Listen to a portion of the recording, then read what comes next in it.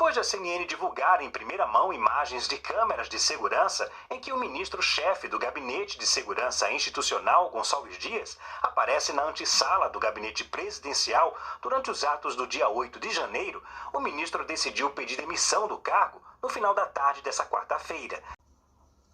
Muito bem. General, o senhor destacou aqui, dentre outros aspectos, o fato do senhor ter ingressado na academia em 1969 para iniciar a sua carreira. Apenas 5 anos depois do advento de 31 de março de 64. E, obviamente, o senhor ainda um estudante, né, um cadete lá da Academia Militar. Sabemos todos, alguns com uma opinião, outros outra, mas sabemos todos o que se passou naquela altura.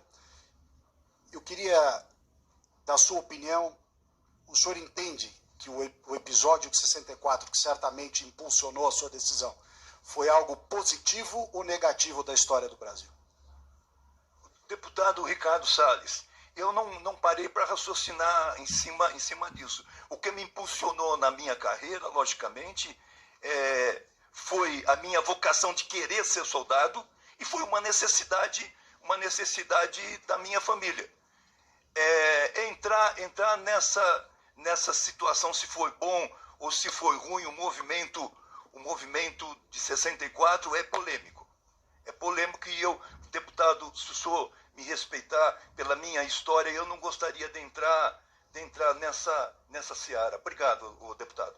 A pergunta tem pertinência, general, pelo fato de que o regime de 64, cuja corporação que o senhor integrou foi talvez a principal precursora ou motivadora daquele movimento, e eu ali pergunto se o senhor é daqueles que a classificam como revolução ou como golpe.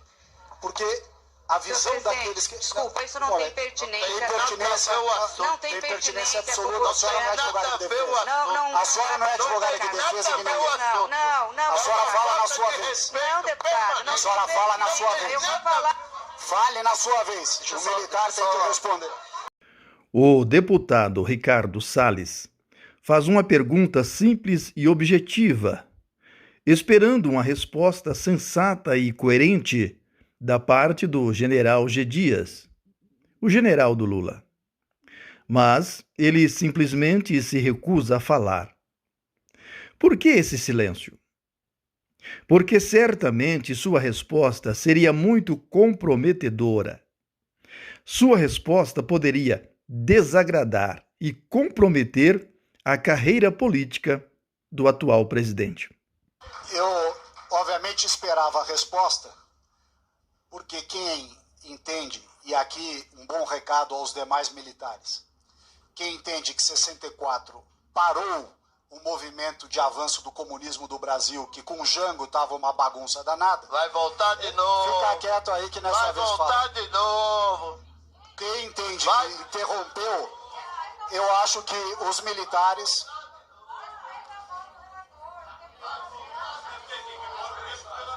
Tem que zerar o meu tempo aí.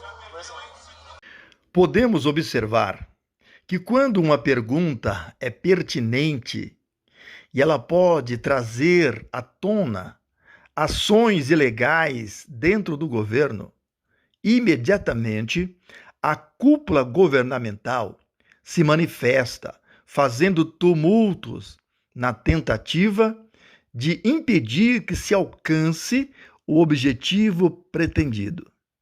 Vou retomar. Eu gostaria muito que o senhor se posicionasse sobre isso, porque isso diz respeito à instituição que o senhor serviu por 40 anos.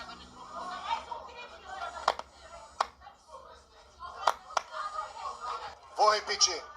A pergunta se justifica para que nós saibamos se, neste horizonte de tempo, de 31 de 64 até hoje, o senhor se situa ao lado daqueles que fizeram a Revolução de 64 ou contra a Revolução de 64.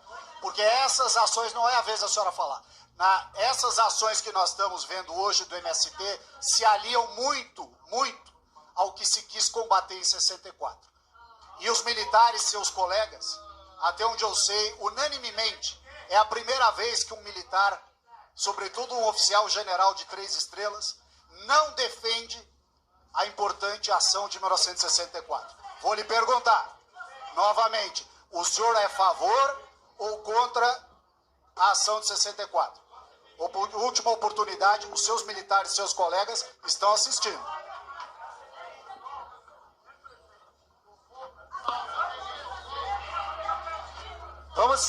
Vamos respeitar a fala do testemunha, por favor. Pode falar. Pode falar. Deputado, isso não é objeto da investigação dessa comissão.